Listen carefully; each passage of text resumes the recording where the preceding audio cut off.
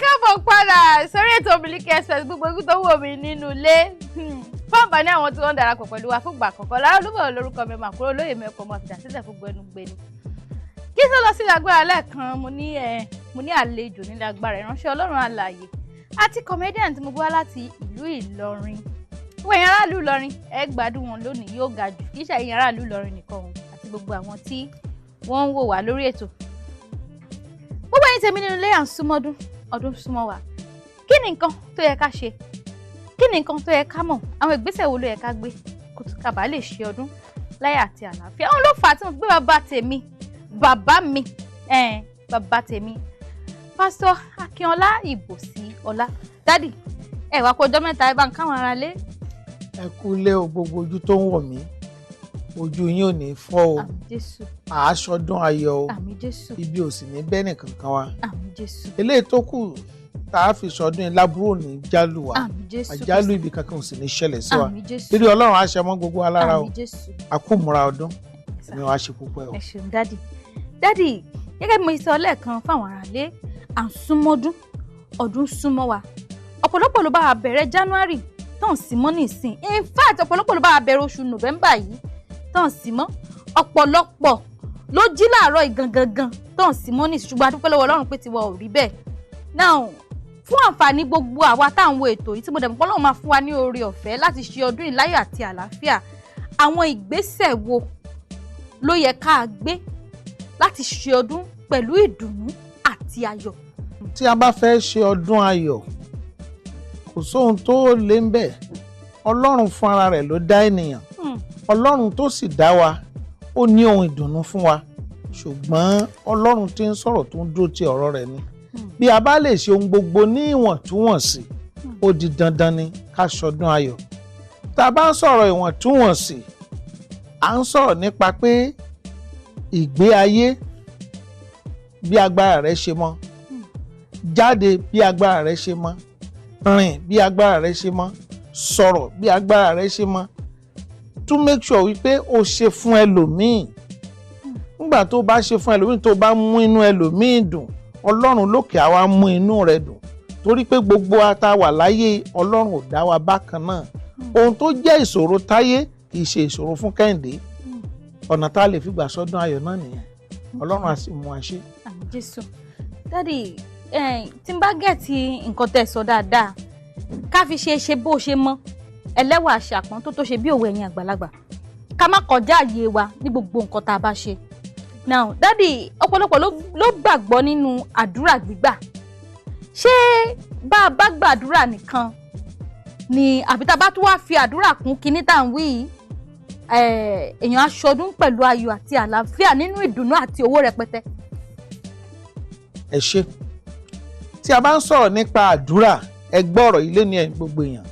Àdúrà kọ́ ní yanjú gbogbo nǹkan o. Àdúrà kọ́ lènìyàn fi ń lówó o.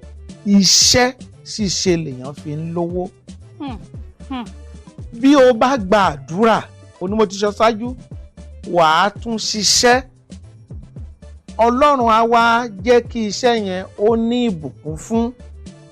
Èyí ni Ọlọ́run rí nínú Jésù Kristi nínú ìwé Fílípì orí 2 bẹ̀rẹ̀ láti ẹsẹ̀ 5 débi ẹsẹ̀ 11. Ọlọ́run rí nǹkan tó ń fẹ́ nínú ayé Jésù. Kí sì ni nǹkan tí Ọlọ́run rí nínú Jésù?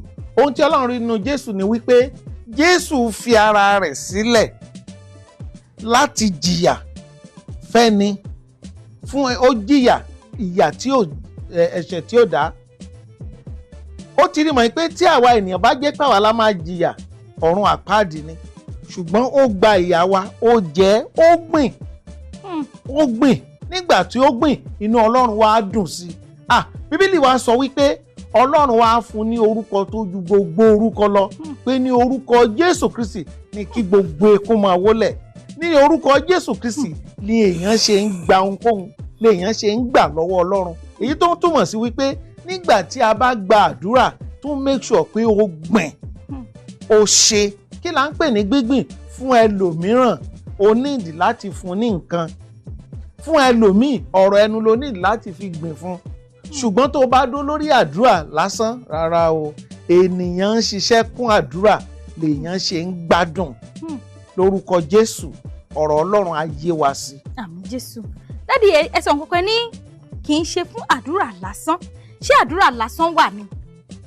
Kì í ṣe àdúrà nìkan ṣoṣo ni ènìyàn fi ń ṣọdún ayọ̀ bí kò ṣe pé níwọ̀n àkọ́kọ́ ti gbàdúrà ohun tó bá ń bẹ ní ipá rẹ àti àwọn tó yí ọ ká wàá múnú wọn dùn, wàá mú ayọ̀ wọn kún.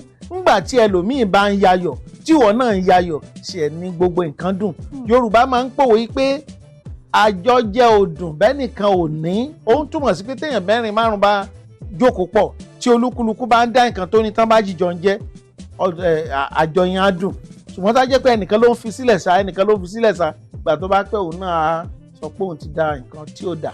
Dádì ṣé ẹ mọ̀ wípé ẹ̀yin àgbàlagbà náà ló máa ń sọ wípé oore níwọ̀n. Fáìn ọ̀pọ̀lọpọ̀ fẹ́ràn láti máa ṣoore ọ̀pọ̀lọpọ̀ ló ti ṣoore tó ti di ibi ńlá mọ́ lọ́wọ́ bí irú èmi báyìí mo ti ṣoore tó di nǹkan míì kọ́lọ́hún ṣàánú. Ọ̀pọ̀lọpọ̀ ló lẹ̀rù tí wọ́n ń bà wọ́n through one experience or the other tẹ́ pé wọ́n ti ṣe oore tí oore yẹn dẹ̀ ti wá di ibi mọ́ wọn lọ́wọ́. Kí ni kírú àwọn èèyàn bẹ́ẹ̀ kí ni kán ṣe? Oore tí ẹ ṣe tó ń di bí oore tó retí sí láti gba èsì padà lọ́wọ́ ènìyàn ni. Àní kó o ṣe fún ènìyàn lótìtọ́ àti lódodo. Àwọn kan ń ṣoore wọ́n fi bí gbà torí pé wọ́n rẹ́dì láti gba èrè yẹn lọ́dọ̀ ènìyàn ni. Ọlọ́run ò yẹ pin bí èèyàn ti ṣe ń pin. Ẹ̀yin tẹ́ ń sọ pé wọ́n fi bí sùn ńgbà tẹ́ ṣoore ni pé ńgbà tẹ́ ń retí láti gba èrè nǹkan tẹ́ ṣe lọ́dọ̀ ènìyàn. Ẹni ẹ ṣe ẹ máa wò bóyá Ọlọ́run ó compensate yín àbí kò ní san padà fún yín. Àní ẹ ṣe nǹkan ẹ gbìn fún Ọlọ́run ni ó dá padà fún yín. Torí wípé Ọlọ́run mọ ohun tó ṣẹlẹ̀ tó o ṣe kò ní fi búburú san rere fún ọ láéláé. Ṣùgbọ́n torí pé a jẹ́ ènìyàn a máa ń ṣoore a máa ń jókòó tì í. Torí pé a jẹ́ ènìyàn a máa ń ṣoore a máa ń wo àbọ̀jáde rẹ̀. Òun náà ló fi jẹ́ pé a máa fi bí súra wa ṣe. So oore ẹ ṣe ẹ má retí pé ẹ fẹ́ gba kankan lọ́wọ́ ènìyàn ṣùgbọ́n Ọlọ́run ni ó san padà. Àní Jésù Kristi ó fi ẹ̀mí rẹ̀ lélẹ̀ kò rẹ́dì láti gba ohunkóhun lọ́dọ̀ ẹnikẹ́ni.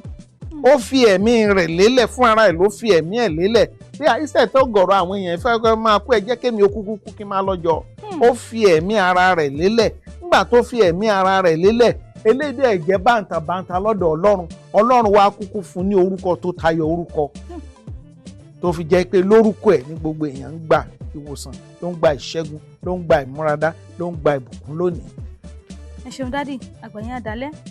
Dádì ẹ jọ̀ọ́ nǹkan kan ṣì wà tẹ́ pé kò tí ì yé mi.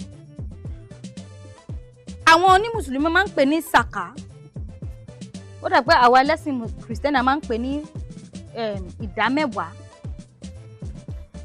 Dèní àwọn kankan wà tí ò yé àwọn èèyàn nínú sísan ìdámẹ́wàá. Èmi gẹ́gẹ́ bí ẹnìkan mo jẹ́ èèyàn kan tó yẹ pé mi ò fẹ́ràn láti máa san ìdámẹ́wàá tẹ́lẹ̀tẹ́lẹ̀. Ṣùgbọ́n nígbà tí òye yẹn yé mi tí mo bẹ̀rẹ̀ sí ní san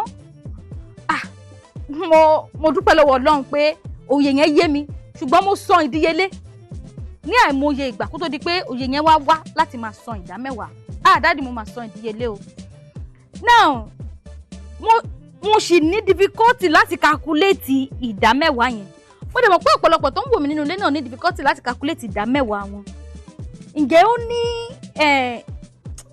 explanation tẹ́ lè bá mi fún àwọn aráalé nípa because mo mọ̀ pé tí wọ́n bá ń san ìdámẹ́wàá ẹ̀ lóòrèkóòrè Ọlọ́run á máa bù sí fún. Nípa ìdámẹ́wàá ìgbékalẹ̀ Ọlọ́run nìyẹn fún àwọn ọmọ Léfì. Lótìítọ́ ọ̀pọ̀ ń san ìdámẹ́wàá. Tó o bá fẹ́ kí ìdámẹ́wàá rẹ ó wà effective èkíní ó san ìdámẹ́wàá sí ibi ilé Ọlọ́run tó o ti ń jọ́sìn tó jẹ́ pé ibẹ̀ ló ti ń gba ìbùkún nípa ti ẹ̀mí. Ẹni ìkejì wàá san ní pípé. Kí la ń pè ní pípé ìdámẹ́wàá? Bíbélì fi kalẹ̀ wípé nínú èrè mẹ́wàá tó o jẹ Ọlọ́run ló nìkan. Kí lọ́lọ́run ṣe gbé kalẹ̀? Ìfẹ́ Ọlọ́run ní nǹkan tó please Ọlọ́run nìyẹn. Kí kí ìdá mẹ́wàá nínú ìwé Nehemiah ìgbà kan wà tó jẹ́ pé àwọn ènìyàn gbọ́n ju Ọlọ́run lọ bí gbogbo yín ṣe ń ṣe lóde òní tí wọ́n kọ̀ tí wọ́n san ìdá mẹ́wàá ohun gbogbo wa bẹ̀rẹ̀ sí ní ṣe oríṣiríṣi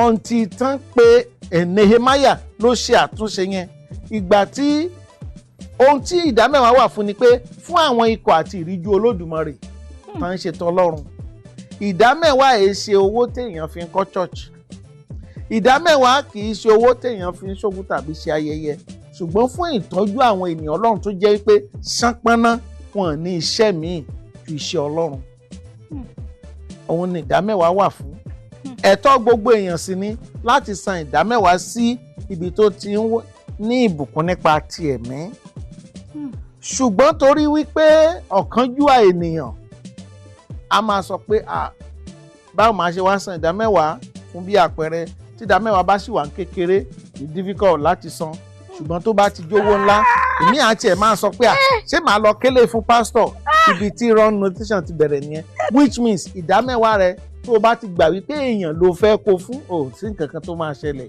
èèyàn ní rí ìbùkún bẹ́ẹ̀ o lè rí èsì kankan ṣùgbọ́n ìdá mẹ́wàá rẹ kó fún Ọlọ́run ló ṣe fún ẹnìkan èyí sì rọ Ọlọ́run àwọn ìríjú Ọlọ́run lóòrí tó o bá wá kó fún jẹ́ kí ìríjú Ọlọ́run lọ ṣe bó ṣe wù ó kó òun àtẹni tó sọ pé ó ràn níṣẹ́ òun náà ń bọ́ Ọlọ́run tayò nìyẹn bí ìdá mẹ́wàá ti ṣe rí ni Ọlọ́run ò sì bùn ẹnikẹ́ni láti ẹni àgbà di ẹni kékeré mo ní ayọ̀ láti sọ fún wa wípé president wa ní ìjọ tá a wà ex-president wa is over 100 now. Over 100 years. Yes, wọ́n ṣì ń rìn wọ́n ṣì ń ka Bible wọ́n ṣì ń gbàdúrà. No. Yes. Daddy, yes. President is CGAC. President is CGAC but ṣe mọ̀ pé at the age of 80 bẹ́ẹ̀ni wọ́n á yan ẹlòmíì wà ń sìn ṣùgbọ́n ẹni tó wà tẹ́lẹ̀ kan tó yan tó bẹ́ẹ̀ is over 100 years now wọ́n ń san ìdá mẹ́wàá so Ọlọ́run ò fi ìdá mẹ́wàá bùn ẹnikẹ́ni. Daddy tó máa fún mi ní ẹ̀bùn owó nísìn pé gba owó yìí o lọ fi raṣọ àbí gba owó yìí lọ fi sí ọbẹ̀ àbí fi ra oúnjẹ sílé ṣé mo lè yọ̀dá mẹ́wàá nú ẹ̀. owó tá a fi roúnjẹ sílé tí dáàdì fún yín pé kẹ́ fi roúnjẹ sílé tèbí dáàdì àti kọ́kọ́ san ìdá mẹ́wàá lórí tiẹ̀. tí dáàdì bá wá san ìdá mẹ́wàá lórí ẹ̀kọ́. ebi a máa ṣẹlẹ̀ náà ni ebi a máa pa àwọn nǹkan tó ń fa wàhálà nìyẹn on a serious note àwọn nǹkan tó ń fa wàhálà nìyẹn ní Christendom but owó tán fún ẹ pé ok gbà kó o fi ra aṣọ tàbí kán gbé aṣọ yẹn pé gbà aṣọ rèé wàá quantify aṣọ yẹn ni. Dáàdì ẹ ní sùúrù ó ti dójú ẹ nísìn gèlè mi rèé wọ́n fún mi gèlè pé. àní bá ń gbé odidi mọ́tò fún ọ wàá quantify pé mọ́tò yìí á tó 20 million. so tí ó bá dẹ̀ jẹ́ 20 million so 2 million ìdá mẹ́wàá wàá lọ san. bí ẹ̀kọ́ ṣe sọ nìyẹn. Daddy ẹjọ́ yé mi nísìn gèlè yìí nísìn wọ́n bù mí ni. yes o ní láti san ìdá mẹ́wàá lé lórí. bẹ́ẹ̀ ni. gbogbo àwọn léèsì tí àwọn olólùfẹ́ ètò tó ń transfer sí mi. bẹ́ẹ̀ ni gbogbo ẹ̀ náà ni. tí mi bá mo yẹ. ìwà quantify ṣùgbọ́n Ọlọ́run tí a ń sọ yìí alágbára ni Ọlọ́run ènìyàn lè sọ wípé aṣọ yìí o lè mọ̀ pé wọ́n ń ta ní 20,000 o kó sọ pé aṣọ yìí ju 2,000 lọ ẹjẹ́ lọ sọ́dá mẹ́wàá Ọlọ́run mọ̀ pé ogun tanra ẹ̀jẹ̀ ni ṣe bá rí inú ròde ni olùmọ̀ràn ọkàn ṣùgbọ́n tán báyìí máa ta ní 100 million tí wọ́n rò pé 1 million ni tó o dẹ̀ san Ọlọ́run á gbà bẹ́ẹ̀ fún ọ títorí pé o ti mọ̀ pé òye yẹn ò yé ọ ni. Ọlọ́run máa ń dì pẹ̀lú everybody according to bó bá ṣe bí ìmọ̀ ẹ̀ bá ti ṣe mọ́ nínú Kristi. Daddy mo gbọ́ yín o. ilé ìtẹ̀ ṣe Daddy mo ṣọjọ́ ìbí ní ìsìn wọ́n bù mí fóònù. àti gbogbo nǹkan tán fún yín ẹ pàtó ẹ quantify ẹ san ìdá mẹ́wàá rẹ̀. ẹni nínú owó oúnjẹ kíkárò oúnjẹ sílé náà a lè yọ ìdá mẹ́wàá nù. ṣe bí owó tá a fi oúnjẹ sílé dáàdì ti settle wọ́n ti yọ ìdá mẹ́wàá tí wọ́n. tí dáàdì ò bá wá settle nǹkan báwo la ṣe fẹ́ mọ̀ pé dáàdì ò settle. nǹkan tó ṣẹlẹ̀ ẹ gbà ẹ fi ṣe yìí ọ̀tọ̀ level ni ọ̀rọ̀ ìgbé ayé kìrìsìtẹ́nì ẹlòmíì ya owó ó fẹ́ fi ṣòwò ó ya owó kọ́kọ́ sọ̀dá mẹ́wàá kò tí ì ṣòwò kankan level tí ìgbàgbọ́ ẹ̀ mọ́ dé nìyẹn ìjẹ́mọ̀ ìkọ́ lọ́wọ́ sì ti lẹ́yìn ibẹ̀ ló sì jẹ́ pé ẹlòmíì á yáwó, á ṣòwò, á jèrè àkọ́kọ́, á ní mo sì tún fẹ́ lọ lẹ́ẹ̀kejì sí kí n tó máa san ìdá mẹ́wàá level tó wà nìyẹn. But tí a bá sọ right thing, ìdá mẹ́wàá Ọlọ́run ò fi bùn ẹnikẹ́ni, ìdá kan nínú mẹ́wàá 100%. Àwa tá a ti wá, torí mo wà lára wọn, àwa tá a ti wá jẹ gbèsè ìdá mẹ́wàá tó ti wá pọ̀ jàǹtí rẹ̀rẹ̀ ń kọ́. Àti ń sán díẹ̀ sí i o. Aláàánú ni Ọlọ́run, ìgbà ìmọ̀lọ́ Ọlọ́run ti fojú fò dá. Ìgbà yẹn dáàdì wọ́n ń sọ fún wa náà àgbọ́ ni. Kò yé yín ni. Olúwa dáríjì mi. Ó dá láti àkókò ìlọ mi ò dẹ̀ ní ṣe bẹ́ẹ̀, wàá dẹ̀ bẹ̀rẹ̀ sí ní ṣe right thing sí. Ó ti tán nìyẹn. Ọlọ́run forget, ó ti fi ẹ̀jẹ̀ rẹ̀ pààyàn rẹ́ nìyẹn. Ó ti fi ẹ̀jẹ̀ rẹ̀ pààrẹ̀. Ṣùgbọ́n ká bẹ̀rẹ̀ sí ní ṣe ń sìn. Ẹni tó wá tí wàá mọ òtítọ́ tí ò bá wá ṣe, ìyẹn ni ẹ̀ṣẹ̀. Káì, ẹni ti kẹ̀ṣẹ̀ síbi lọ́rùn. Kí là ń pè ní ìmọ̀ àyà? Ọlọ́run kò sẹ́ni tí ò ní. Ohun tí a ń pè ní ìmọ̀ àyà ni pé mo ní lọ́kàn láti lọ sí Òṣòdì lọ́la, ìyẹn kọ́. Mo sùn, mo ń ro nǹkan kan lọ́kàn, ìyẹn kọ́. Ìmọ̀ àyà ni àwòrán Ọlọ́run á wá directly sọ́kàn rẹ. Á wá, o lè gbọ́ lóhùn, o lè rí níran, o lè imagine spiritually. Bí ìmọ̀ àyà ti ṣe máa wá nìyẹn. Ìgbà tó bá pẹ́ la máa develop, lọ́lọ́run á máa fi ọ̀rọ̀ kún pé lọ ṣe báyìí, lọ ṣe báyìí, lọ ṣe báyìí. Ìmọ̀ àyà jẹ́ ìkan nínú àwọn ẹ̀bùn àwọn wòlíì. Ṣé àwọn wòlíì nìkan ló máa ń ní ìmọ̀ àyà dájú? Kò sẹ́ni tí ò lè ní. Kò sẹ́ni tí ò ní element of prophecy nínú ayé ẹ̀. Ohun tó kàn ṣẹlẹ̀ ni pé Ọlọ́run bùn ẹnìkan ju ẹnìkan lọ ni. Bó ṣe rí nìyẹn. Now, mo ní àwọn ìbéèrè tó pọ̀ jàǹtí rẹ̀ ṣùgbọ́n nítorí àkókò, gbogbo ẹ̀yin tèmi nínú ilé, gbogbo ẹ̀yin olólùfẹ́ Miliki Express nínú ilé, mo lérò pé ẹ̀ ń bá mi fi ọkàn bá dádì lọ. Ẹ má wàá gbàgbé bí mo ṣe máa ń sọ ní gbogbo ìgbà wípé pẹ̀tẹ̀pẹ̀tẹ̀ lọ̀rọ̀ yìí, ẹni tó bá tabà ẹ má ṣèbínú o, kó bá lè dà ní. Ẹ̀yin náà mọ̀ pé lórí Orísun àjẹgbè sẹ́yìn oníkà kan, ìgbádùn yín òun náà ni wàhálà tiwa. Ẹ jẹ́ ká lọ sílé agbára gbogbo tó ń wò mí nínú ilé. Tí mo bá padà dé, àtẹ̀mí àti bá mi Ibosiola lájọ máa wọlé dé nítorí pé lénìí ẹ kú dédé àsìkò.